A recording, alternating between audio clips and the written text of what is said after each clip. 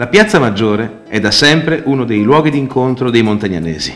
Le bianche e grigie pietre del settecentesco Liston, gli ampi portici che la circondano, i numerosi ed eleganti caffè raccontano di secoli di discussioni, accordi, affari e mediazioni, o semplicemente di quel gusto così veneto della ciaccola.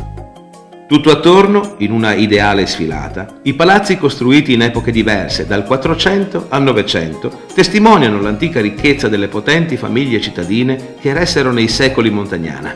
Il bel Palazzo Valeri, ristrutturato nel primo Settecento, il vicino Palazzo Zanella dagli signorili camini veneziani, l'antica Banca del Monte, il curioso Palazzo della Cassa di Risparmio, che nonostante la sua apparenza di castello medievale, appartiene al secolo scorso.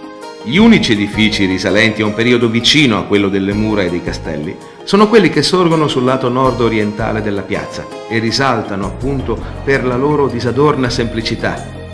Costruito in stile neorinascimentale, il Palazzo della Loggia sorge sul luogo dell'antica chiesa di San Giovanni Battista.